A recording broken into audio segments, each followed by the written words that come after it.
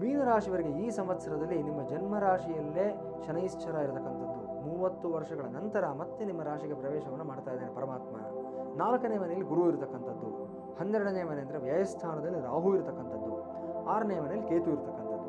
ಇದಿಷ್ಟು ಗ್ರಹಗಳಲ್ಲಿ ನಿಮಗೆ ಅನುಕೂಲ ಆಗ್ತಕ್ಕಂಥದ್ದು ಯಾವುದು ಅಂದರೆ ಕೇತು ಮಾತ್ರ ಆಗಿರುತ್ತೆ. ಹಾಗಾಗಿ ಎಷ್ಟು ಗಣಪತಿ ಆರಾಧನೆಯನ್ನು ಮಾಡ್ತೀರಾ ಅಷ್ಟು ಶುಭ ಫಲ ನಿಮಗಾಗುತ್ತೆ. ಈ ಬಾರಿ ಗಣಪತಿಯನ್ನು ನೀವು ಆಶ್ರಯಿಸಲೇಬೇಕಾಗತ್ತೆ.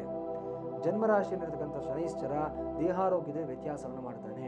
ಸಡನ್ ವೆಯ್ಟ್ ಲಾಸ್ ಆಗ್ತಕ್ಕಂಥದ್ದು, ಸಡನ್ ವೆಯ್ಟ್ ಗೇನ್ ಆಗ್ತಕ್ಕಂಥದ್ದು ಮತ್ತು ಹೇರ್ ಫಾಲ್ ಆಗ್ತಕ್ಕಂಥದ್ದು, ಮೊಣಕಾಲಿನ ಸಮಸ್ಯೆಗಳು ಬರ್ತಕ್ಕಂಥದ್ದು, ಬೆನ್ನು ಮೂಳೆಯ ಒಂದು ಸಮಸ್ಯೆ, ಸೊಂಟದ ಸಮಸ್ಯೆ ಇದೆಲ್ಲವೂ ಬರ್ತಕ್ಕಂಥ ಸಾಧ್ಯತೆಗಳಿರುತ್ತೆ.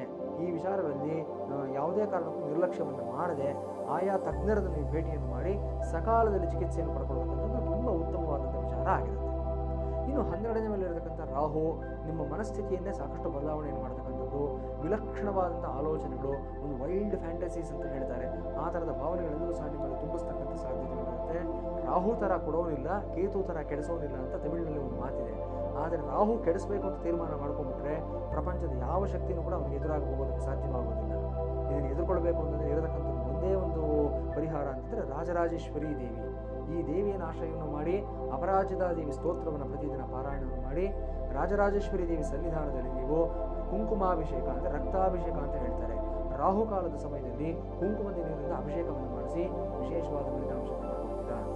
ನಿಮ್ಮ ಜನ್ಮ ನಕ್ಷತ್ರ ಇರತಕ್ಕಂಥ ಯಾವುದೇ ಶನಿವಾರದ ದಿವಸ ಶನಿಶಾಂತಿ ಹೋಮವನ್ನು ಮಾಡಿಸಿ ಪ್ರಸಾದದ ಕುಂಕುಮವನ್ನು, ಹೋಮದ ರಕ್ಷೆಯನ್ನು 21 ದಿನಗಳ ಕಾಲ ನಿಮ್ಮ ಹಣೆಯಲ್ಲಿ ಧಾರಣೆಯನ್ನು ಮಾಡಿಕೊಡಿ. ಅದೇ ರಕ್ಷೆಯನ್ನು ಮನೆ ಮುಂಭಾಗಲಿಗೂ ಸಹ ಹಾಡಿ ಎಲ್ಲವೂ ಶುಭವಾಗುತ್ತೆ. ಜ್ಯೋತಿಷ್ಯ ಸಲಹೆಗಳಿಗೆ ಮತ್ತು ಮಾರ್ಗದರ್ಶನಕ್ಕೋಸ್ಕರವಾಗಿ astropooja.comಗೆ ಭೇಟಿ ನೀಡಿ ಅಥವಾ ಕೆಳಗೆ ಕೊಟ್ಟಿರತಕ್ಕಂಥ ದೂರವಾಣಿ ಸಂಖ್ಯೆಗಳಿಗೆ ಸಂಪರ್ಕಿಸಿ.